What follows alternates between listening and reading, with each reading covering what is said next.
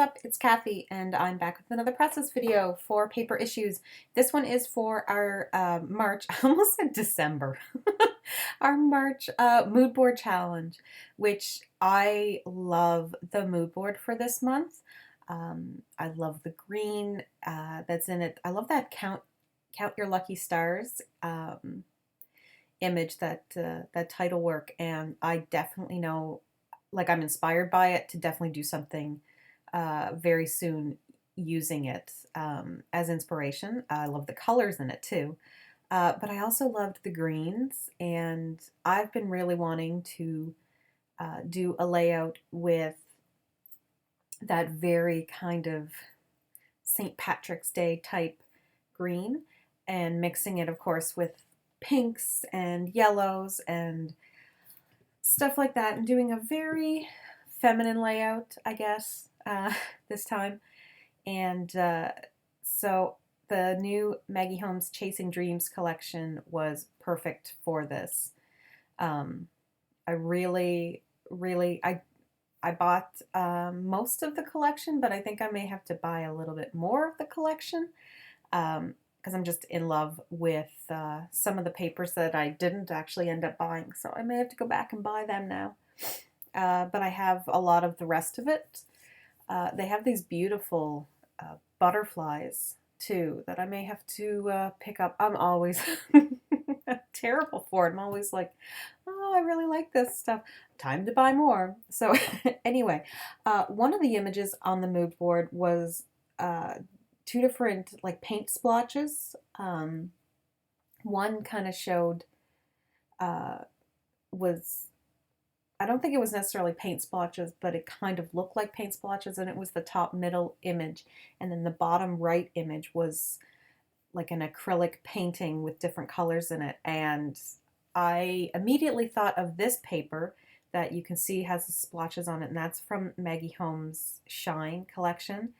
And it's a beautiful paper, but I really wanted to use some of the colors in it, primarily the first two rows. So the one that's pink, turquoise, yellow, and then green, green, and pink. So I'm going to end up splitting it up eventually. This, what is it called?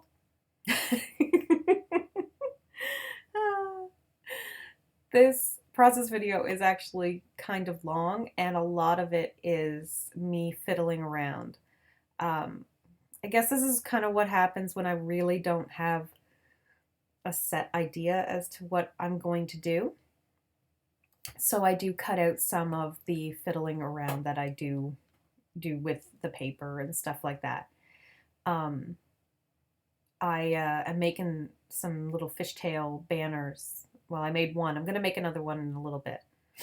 But I'm basically trying to layer my papers in a way that I can still kind of showcase the papers, but it's not like a huge empty space either. I went and grabbed that blue paper from the Chasing Dreams. It's like a turquoise blue, because it also reminded me of the painting that is in the bottom right of the mood board. So I'm going to just prop up my photo. I'm not going to back my photo with paper. I'm going to mount it first and have just the photo be high up without any kind of framing around it. So the frame is a little bit lower. Sorry, guys. Busy day at work. Okay. So I literally did cut out a lot of fiddling around. I wish I would stop saying the word fiddle around. I don't know why. Anyway, I decided to keep in the calendar print. I just thought it was kind of cute. I don't know what it is about it. I think this picture was taken in September, so I kind of liked the fact that there was a piece that said September. The original geometric green paper that I started with, and I ended up cutting a piece of it and then flipping it over, and that's the black and white floral that you see there. The yellow is also from Maggie Holmes 6x6 paper pad. The green background that I end up going with is just an old Maggie Holmes, like super old.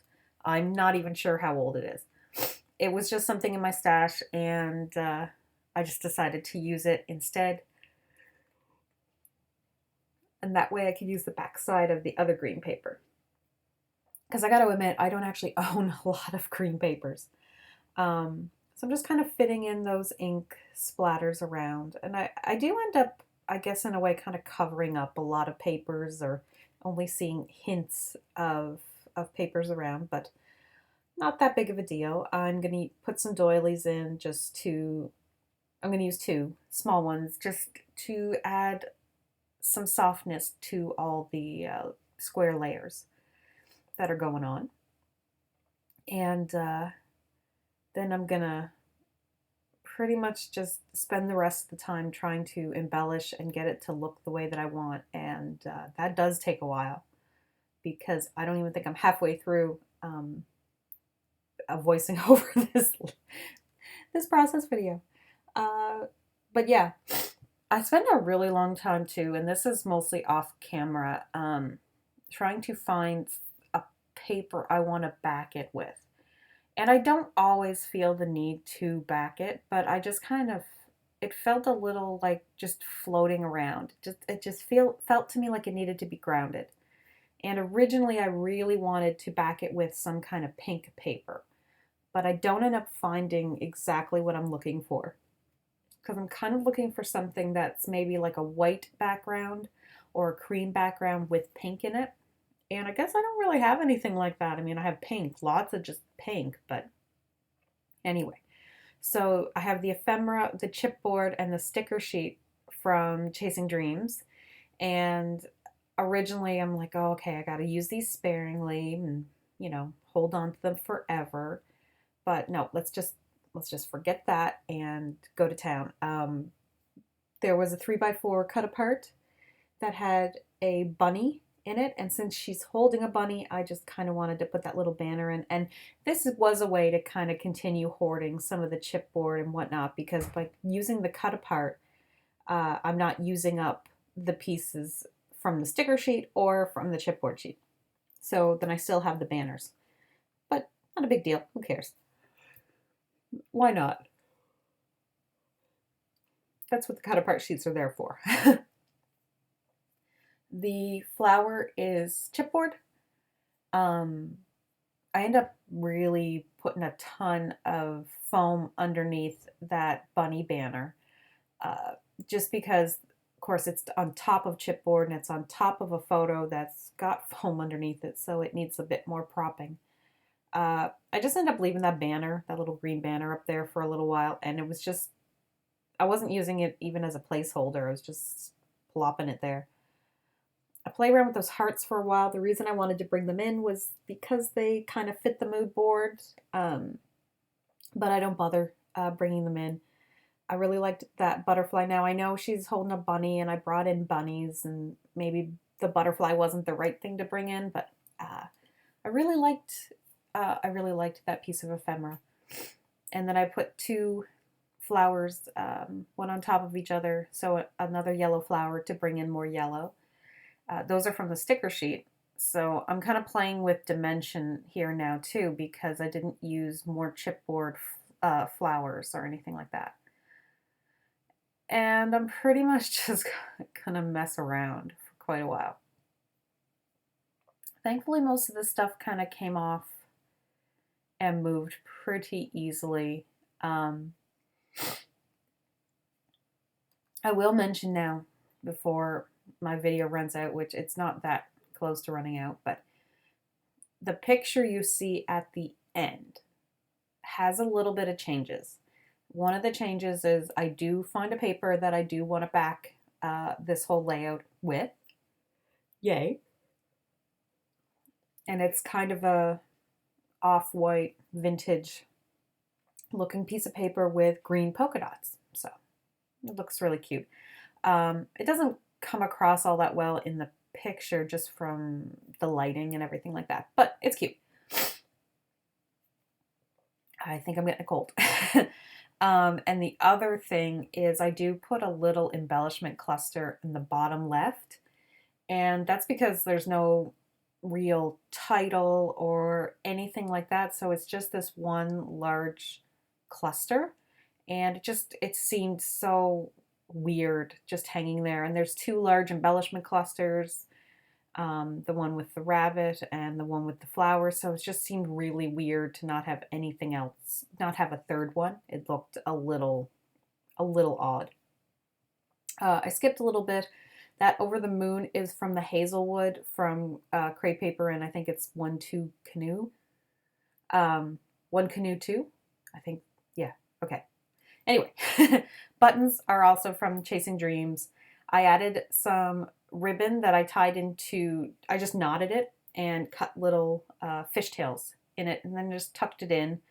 I just wanted to add, as I like to do, I wanted to add some dimension and texture.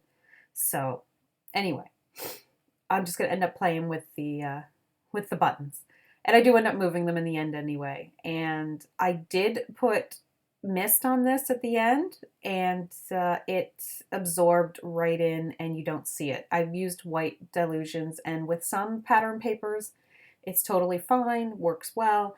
And with some pattern papers, it completely gets absorbed and you never see it again. So that kind of sucked. I'm putting in a label, and then I'm just going to take some like phrase stickers and do that up. I don't really need to do a whole lot of journaling, and I'll probably do it somewhere else other than there anyway, because it was cut off quite a bit, so it really wasn't going to be very good journaling. In fact, I don't really need to do, because I was thinking of doing another page with a different picture from this little photo session, so I'll probably journal on that. So that'll work. There we go. Problem solved. So, yeah. So there's no actual mist on this page, which is really unusual for me. But in the end, it didn't really need it. Such a dark background. There really wouldn't have been many colors. I don't even know why I tried to fit that on that bow. Why would I even bother? Do not leave that there. Anyway, you should check out the Paper Issues mood board for March. It's beautiful.